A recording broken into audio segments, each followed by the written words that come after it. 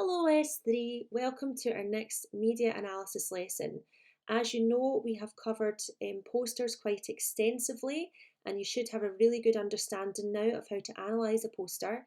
And we've now moved on to trailers in particular. Last lesson we looked at camera shots and angles and today we're going to look at soundtrack and sound effects. Then on Monday, we'll look at audience and purpose. And then after that, we'll be ready to start thinking about our group discussion. Now, you will be given an additional set of video tutorial tasks to do because obviously not everyone will need to be doing the group discussion at the same time. So you will have stuff to keep you out of mischief, don't worry. But that's our plan for this set of assessments. So we're starting today with soundtracks and sound effects, and you should notice that in your assignment you've been given a Word document with links to various different videos that you need to watch as well, okay? We're going to start then with the musical score and thinking about the link between music and mood.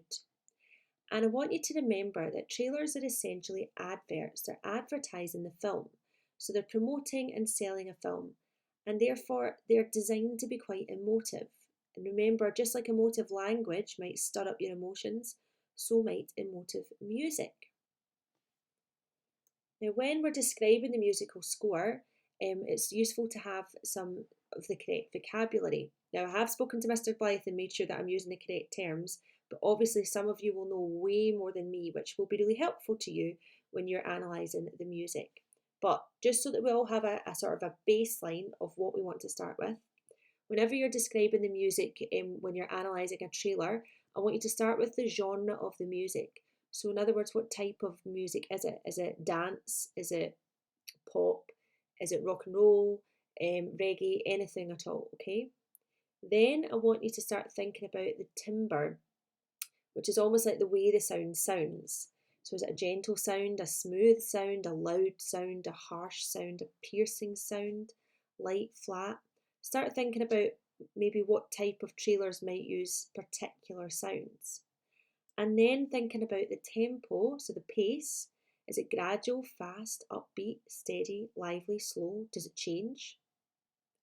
And all of these things should then help you work out what mood is created or what emotions do these sounds evoke. So I'll give you an example. You've got on your list of clips a section from The Godfather, and it's sort of an orchestral version of it. And you'll be told you don't need to watch the entire thing, maybe just watch the first 2 minutes.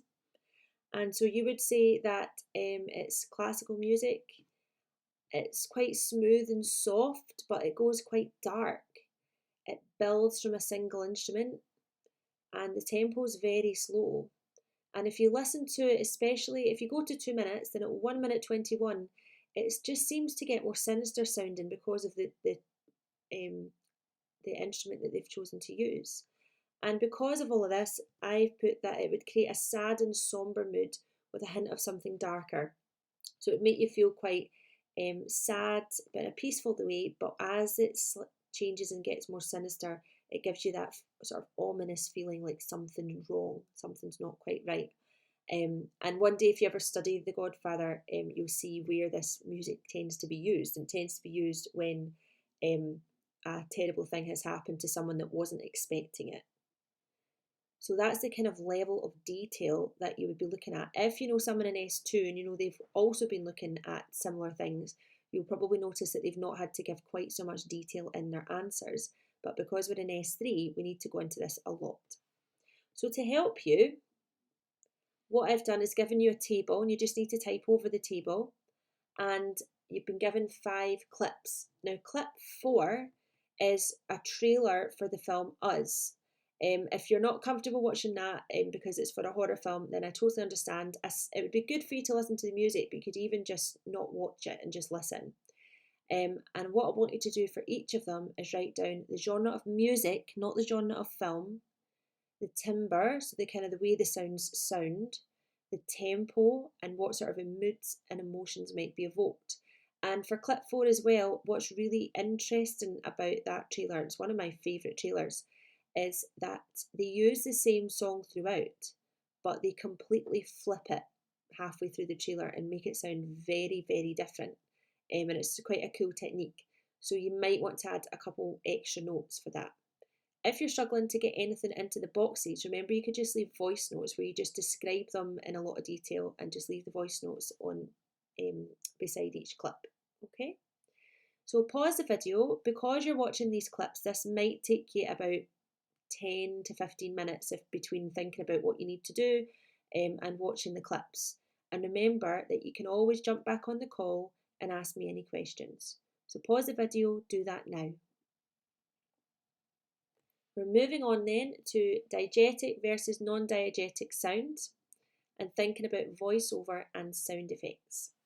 Now you may have already heard this before, but just as a refresher, diegetic sound is sound that actually happens on screen, so you can see where the sound is coming from. So if you hear a big clatter and you can see on the screen that something has fallen down, then that would be diegetic sound. So for example, something that happens on the screen when a character is speaking, when a dog is barking, basically anything that you could imagine if you were in that film, you would be able to hear that too. So in other words, what the characters are able to hear. Non-diegetic sound is sound that doesn't come from the real world within the screen. So it's been edited in later. So for example, a narrator or the character's thoughts, or when in the film they might start reading a letter and then the camera pans away and then you just hear the letter getting read out, that would become a non-diegetic sound. On the soundtrack, the stuff that we've just been talking about would definitely be non-diegetic, and some sound effects. I'll keep going back to The Godfather because I love that film. I studied it when I did media at uni as a module, and there's some really cool moments. So for instance, when Michael Corleone, who's the sort of reluctant leader of the mafia family after his father is attacked, and he's been told, or he's decided and told his brothers that he's the only one that nobody would think would do anything wrong because he was never part of the mafia before, and he's actually been sent in to assassinate someone. And he's going through this moment of crisis because although he's a soldier, he's not someone that assassinates people. This is not his life, and it's the moment where his life completely changes and he starts to become eventually the Godfather himself. And he's in a restaurant and he's got the gun and he's about to come back from the toilet where he got the gun and assassinate the police officer and the rival gang member. And for some random, well, it's not random at all, reason, you suddenly hear the sound of a train getting louder and louder and louder.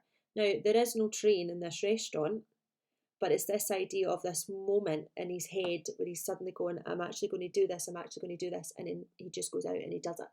And then the train just goes away, you don't hear it again. And so there's really cool moments of non-diegetic sound that are used, again, to create certain moods, create tension.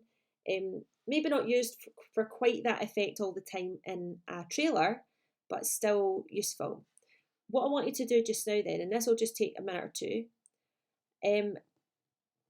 probably in most of the film, most of the sounds you hear, not always so, but most of the sounds you hear will be diegetic sounds, so sounds that the characters themselves could hear.